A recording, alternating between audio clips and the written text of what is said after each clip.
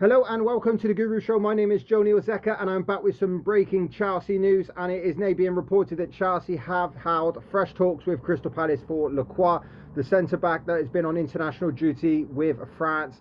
So as you all know, this is a deal that has been talked about for a while, but it had gone a bit quiet recently, but it has now seemed to be firing back up with the World Cup coming to an end last night, and it does seem that Chelsea are pushing ahead with a deal for the French international.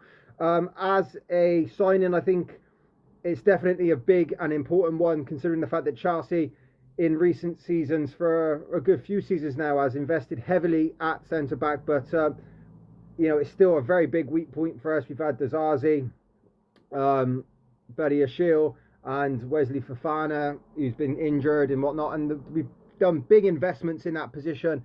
But if you go into next season, I still feel that it's one of the positions that we really do need to strengthen going into the new season. That, along with, I feel that goalkeeper as well. A lot of rumours at the moment are going around about Robert Sanchez starting as the number one. Porto's keeper, Costa, has been talked about as well. But I think all the indications coming out the club at the moment and all the rumours that you do see is that Chelsea will go into next season with Robert Sanchez.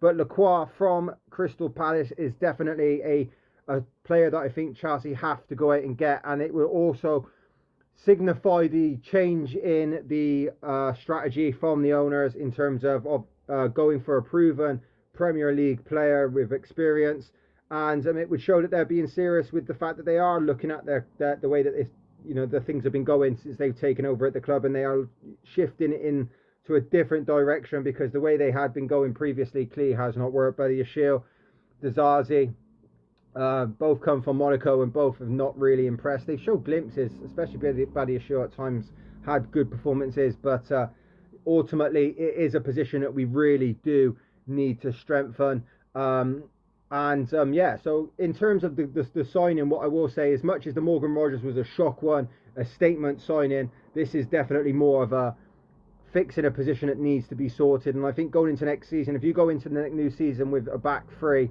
because I wouldn't be surprised if Xabi Alonso plays Reece James as the right centre back. I think if you go into the next season with a fully fit, ready to go, a full pre-season version of Levi Colwill with Lacroix, and then at the right centre back is Reece James, I think that is a very, very solid foundation to start with, and I'm happy with it. As soon as I hear anything about it going ahead, I'll come on here and do my video about Chelsea signing them. But all the indications at the moment is Chelsea have entered negotiations with Crystal Palace, and it is one that looks like could now start to be moving forward. And as I said, I think it's a big signing, and it's a fundamental position that we need to sort out. Morgan Rogers, the latest on him, pretty much he had his Chelsea medical today. He passed it, and I feel that tomorrow Chelsea did come out and say they were going to release their away kit. I wouldn't be surprised if you see him featuring that as kind of a double announcement video. But yeah, the World Cup's over now. Spain won it, thankfully. And, it's time to now get to club football once again. But I expect some big deals from Chelsea in and out. As I said, Lacroix is one. It's going to be interesting to see what happens with Enzo Fernandez and Garnacho as well. Apparently, Roma were in for it, but they bid for Somerville from West Ham. So it looks like they could be moving away from Garnacho. But I'd be very surprised to see him be at Stamford Bridge next season.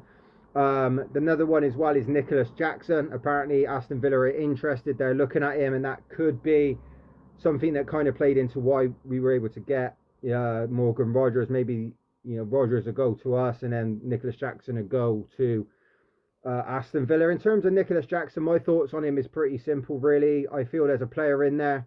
I just think that he's just a bit inconsistent with his finishing. If I had to pick between him and Liam Delap, I bet who I'd want as a second choice striker next season, I probably still would go with Jackson. I think his hold up play, his link up play with Cole Palmer, it's hard because the attitude and stuff like that, how would he reintegrate into the team? But I think it'd be worth another shot. I think Delap had a really poor first season, and when a player like that, a young player, they have a real bad first season, sometimes it's hard for them to pick it back up. And I think maybe a loan, well, he's not going to get a loan, is it? It's going to be a straight buyer. But I think a move for him to a team like Everton, maybe Newcastle, someone like that, could help him restart his career. But for me, it does seem that Jackson is going to be the one that is going to go, and I think that you'll probably see Liam Delap stay at Chelsea. But yeah, Lacroix, it looks like it could be moving forward now, and hopefully Chelsea get it over the line as soon as possible, because I wouldn't be surprised if Arsenal enter into the deal with Saliba and they being injured for the start of the season. So the quicker Chelsea can get that done, it is for the better. And as I said, it is a fundamental signing for us to give us that structure and that base to start building this new team for Xabi Alonso. So thanks for watching. Make sure to like, favourite, comment and subscribe, and I will speak to you all again soon as there's some more Chelsea news to talk about. So until then, I'll speak to you again soon. See you later.